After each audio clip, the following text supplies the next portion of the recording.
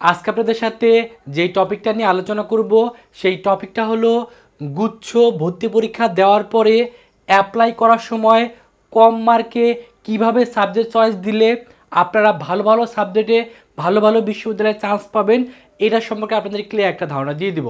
কারণ আপনাদের ভিতরে সায়েন্স আর্টস কমার্সের অসংখ্য শিক্ষার্থী এবছরে গুচ্ছ পরীক্ষা দিচ্ছেন।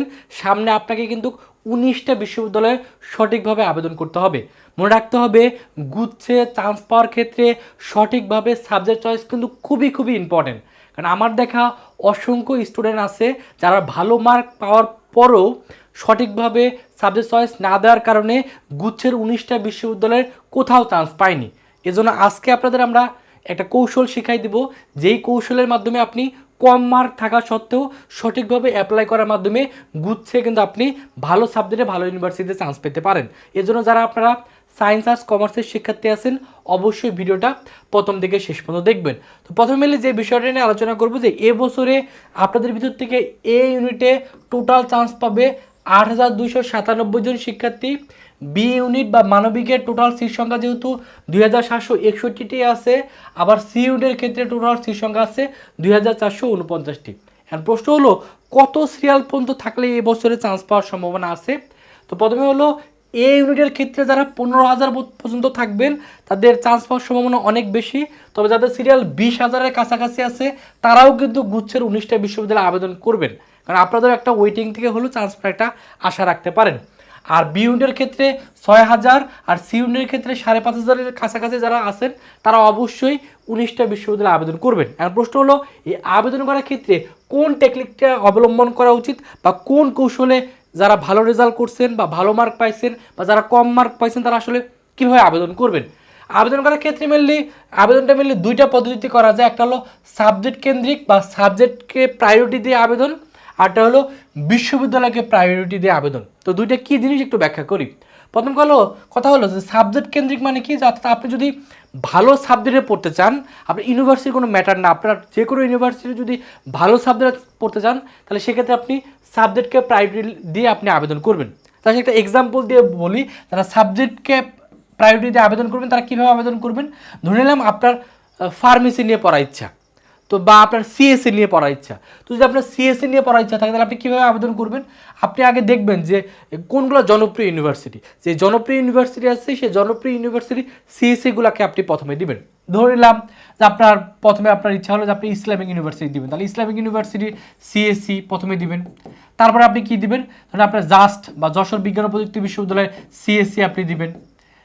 তারপরে আপনি কী দিবেন, আপনি ধরেন Maulana Bhashani science and technology university CSC আপনি দিবেন। এভাবে যতগুলো ইউনিভার্সিটি সিএসসি আছে আপনি সিএসসিগুলো আগে দিয়ে ফেললেন। তারপর আপনার ইচ্ছা হলো যে আপনি ফার্মেসি আপনার পড়ার ইচ্ছা, তারপর আপনি কী করবেন, আপনি ফার্মেসিগুলো দিবেন। আপনি কথার কথা আপনি ইসলামিক ইউনিভার্সিটি ফার্মেসিটা প্রথমে দিলেন।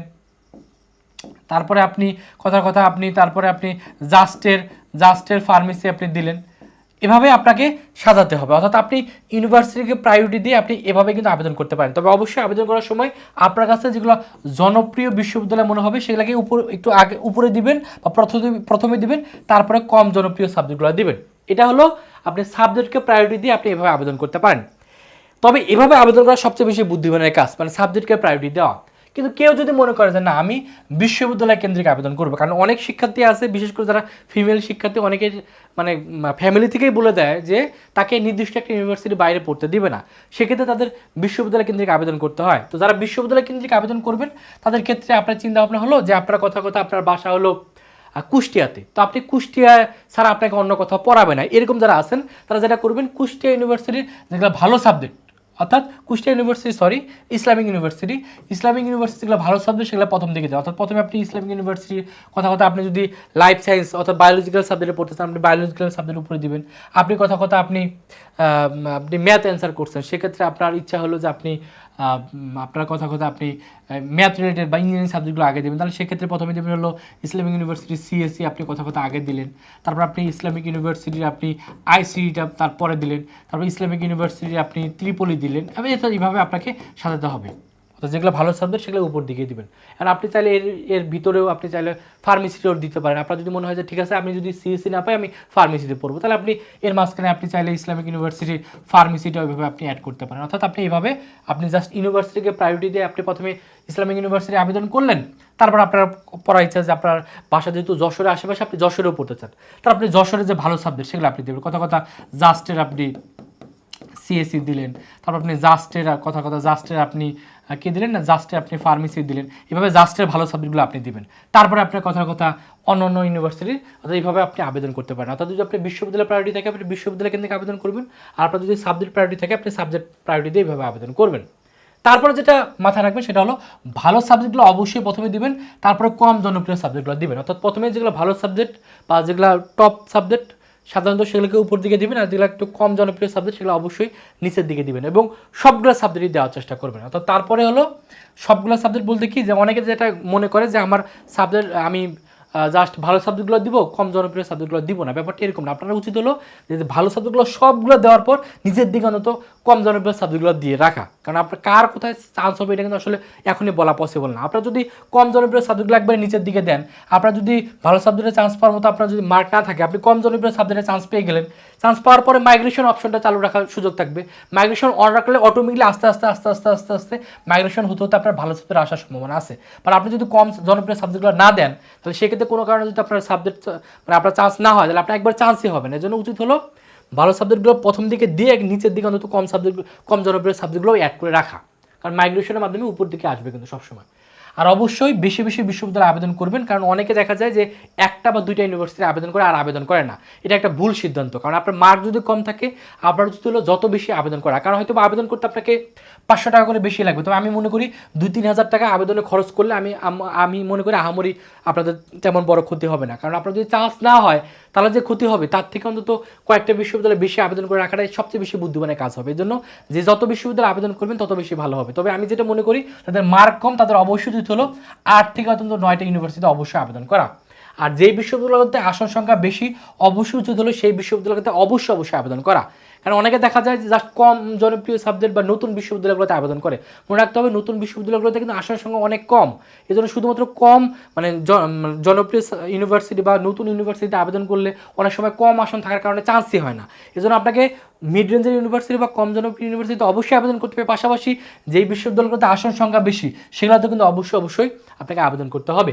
তাহলে বিভাগ পরিবর্তন সহ আবেদন করা উচিত, কারণ যাদের মার্ক কম তাদের উচিত হলো বিভাগ পরিবর্তন সহ আবেদন করা। আপনি যদি সায়েন্সের শিক্ষার্থী হন অবশ্যই আপনি আগে সায়েন্সের সাবজেক্টগুলো দিবেন, দেওয়ার পর নিচের দিকে অবশ্যই বিভাগ পরিবর্তন রিলেটেড সাবজেক্টগুলোও সব দিয়ে রাখবেন। মনে রাখবেন মাইগ্রেশন সবসময় নিচের থেকে উপর দিকে হয়। কোনো কারণে যদি আপনার ভালো সাবজেক্টে চান্স না হয়, আপনার একটা নর্মাল সাবজেক্টে চান্স হলো, আস্তে মাইগ্রেশনে কিন্তু ভালো সাবজেক্টে আসবে। এই জন্য অবশ্যই যখন আবেদন করবেন নিচের দিকে অন্তত বিভাগ পরিবর্তন সহ আবেদন করবেন। অর্থাৎ একটা সায়েন্সের শিক্ষার্থী চাইলে সায়েন্সের সাবজেক্টে আবেদন করতে পারবে, পাশাপাশি অনেকে চিন্তা ভাবনা থাকে ল নিয়ে পড়ার, আপনি কথা আপনি এগুলো দিয়ে এখানে আপনি ল সাবজেক্টটাও দিয়ে দিলেন। আপনার কথা হচ্ছে ইসলামিক ইউনিভার্সিটি আপনি ল সাবজেক্টটাও এখানে দিতে পারবেন। অর্থাৎ আপনি অবশ্যই যখন আবেদন করবেন সাবজেক্ট বিভাগ পরিবর্তন সহ অবশ্যই আবেদন করবেন। তারপর হলো সব সাবজেক্ট আবেদন করবেন। অর্থাৎ আপনি যখন আবেদন লিস্টটা সাজাবেন নিচের দিকে অন্তত সব সাবজেক্টগুলো দিয়ে রাখবেন। অর্থাৎ কোনো সাবজেক্টে পড়বো না, এই সাবজেক্টে পড়বো না এরকম ভাবার কোনো সুযোগ নেই।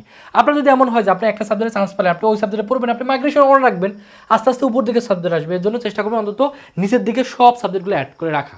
এতে করে কোনো কারণে যদি আপনার কপাল ভালো থাকে আপনি প্রথম দিকে সাবজেক্ট তো অবশ্যই পেয়ে যাবেন যদি ভালো মার্ক থাকে, বাট কোনো কারণে যদি ভালো মার্ক না থাকে নিচের দিকে সাবজেক্টগুলো পাবেন। এইভাবেই কিন্তু উচিত হলো সাবজেক্ট চয়েসটা সাজানো, কারণ অনেকে এই সাবজেক্ট চয়েসটা ভালোভাবে না সাজানোর কারণে জাস্ট 1-2টা ইউনিভার্সিটির কয়েকটা সাবজেক্টের আবেদন করার কারণে অনেক ভালো মার্ক থাকা সত্ত্বেও কিন্তু চান্স হয় না। এই জন্য অবশ্যই উচিত হলো এভাবে আমি যেভাবে বললাম এই জিনিসগুলো মাথায় রেখে সাবজেক্ট চয়েসটা সাজানো। যদিও যখন সাবজেক্ট চয়েস শুরু হবে তখন আরও আমরা আপনাদের ভিডিওর মাধ্যমে এই জিনিসগুলো আরও ভালোভাবে ক্লিয়ার করব, তবে এই বেসিকগুলো অবশ্যই মাথায় রেখে সাবজেক্ট চয়েসটা সাজানোর চেষ্টা করবেন। তো কে কত পজিশনে চান্স পাইছেন এটা অবশ্যই কমেন্টে জানাই দেবেন। আপনাদের আমি চেষ্টা করবো যে যতটুকু সম্ভব পরবর্তী ভিডিওতে আপনাদের এই জিনিসগুলো রিপ্লাই দেওয়া। তো এখন মিলে যে কোন বিশ্ববিদ্যালয়গুলো আছে বিশ্ববিদ্যালয়গুলোর নামগুলো একটু আপনাদের সামনে তুলে ধরতেছি, কারণ অনেকেই কোন বিশ্ববিদ্যালয় কয়টা করে সিট আছে এটা সম্পর্কে ধারণা নেই। এখানে মিললে আমি যেগুলো জনপ্রিয় বিশ্ববিদ্যালয় তার বিজ্ঞানের ক্ষেত্রে কয়টা সিট, বাণিজ্যের ক্ষেত্রে কয়টা সিট, মানবিকের ক্ষেত্রে কয়টা সিট, মোট কয়টা সিট আছে সবগুলো এখানে তুলে ধরার চেষ্টা করছি। আশা করি এখান থেকে দেখলে আপনার ধারণা হয়ে যাবে। তারপরে মিড রেঞ্জের যে বিশ্ববিদ্যালয়গুলো আছে সেগুলোর ক্ষেত্রে কোথায় কয়টা করে সিট আছে বা নতুন যে বিশ্ববিদ্যালয়গুলো আছে কোথায় কয়টা করে সিট আছে সব কিন্তু এখানে তুলে ধরার চেষ্টা করছি। সো এই জিনিসগুলো মাথায় রেখে কোথায় কয়টা সিট বেশি আছে সেগুলো দেখে তারপর আপনাদের উচিত হলো সঠিকভাবে আবেদন করা। আর একটা বিষয় হলো যাদের মার্ক অনেক মানে খারাপ আসছে বা যারা দেখতেছেন এই বছর চান্স হবে তাদের উচিত হলো এখন থেকে অন্তত সেকেন্ড টাইম ভালো করে প্রস্তুতি নেওয়া। তো যারা আমাদের সেকেন্ড টাইম ব্যাচে ভর্তি হতে যাচ্ছেন দ্রুত ভর্তি হয়ে যান। আমাদের এই ব্যাচের নতুন ক্লাস হবে 20 তারিখ থেকে। তো যারা ভর্তি হবেন তাদের কোর্স ফি যদিও হলো 2000 টাকা, তবে আপনাদের কথা চিন্তা করে এখন আমরা মাত্র 1500 টাকায় ভর্তি নিচ্ছি। ভর্তি হওয়ার জন্য এই নাম্বারে 1500 টাকা বিকাশে পাঠিয়ে এই নাম্বারে কল দিলে আপনাকে ভর্তি করে নেওয়া হবে। এবং আরেকটা জিনিস একটু বলে নেই, আমাদের এই অনলাইনে কোর্স করেই কিন্তু এবছরে গুচ্ছে যে ফার্স্ট হয়েছে সে কিন্তু আমাদের এই অনলাইন ব্যাচের শিক্ষার্থী, সে কিন্তু অনলাইনে ক্লাস করেই কিন্তু গুচ্ছে প্রথম হয়েছে। তো আপনি যদি ভালো রেজাল্ট করতে চান আপনার উচিত হলো আমাদের এই কোর্সে ভর্তি হয়ে এখন থেকে সেকেন্ড টাইম ভালো প্রস্তুতি নেওয়া। কারণ এখানে ভর্তি হলে আপনি অনলাইনে ঘরে বসে ক্লাস করে ভালো একটা প্রস্তুতি নিতে পারবেন। আমাদের 7 কলেজের জন্য টার্গেট ব্যাচ আছে, এটার কোর্স ফি 1000 টাকা। ভর্তি হতে এই নাম্বারে 1000 টাকা বিকাশে পাঠিয়ে এই নাম্বারে কল দিবেন অথবা এই নাম্বারে হোয়াটসঅ্যাপে নক করলে ভর্তি করে নেওয়া হবে। আমাদের এক্সাম ব্যাচও আছে, কোর্স ফি 500 টাকা। ভর্তি হওয়ার জন্য এই নাম্বারে 500 টাকা বিকাশে পাঠিয়ে এই নাম্বারে কল দিলে ভর্তি করে নেওয়া হবে। তো এই হলো কম মার্কে কীভাবে সাবজেক্ট চয়েসটা দেওয়া উচিত সেটা সম্পর্কে আপনাদের ক্লিয়ার একটা ধারণা দিয়ে দিলাম। তারপর যদি কার কোনো প্রশ্ন থাকে অবশ্যই ভিডিওর কমেন্ট সেকশনে প্রশ্ন করবেন, আমি চেষ্টা করবো আপনাদের প্রশ্নের উত্তর দিয়ে দেওয়ার জন্য। তো সকলে ভালো থাকবেন, সুস্থ থাকবেন, আল্লাহ হাফেজ।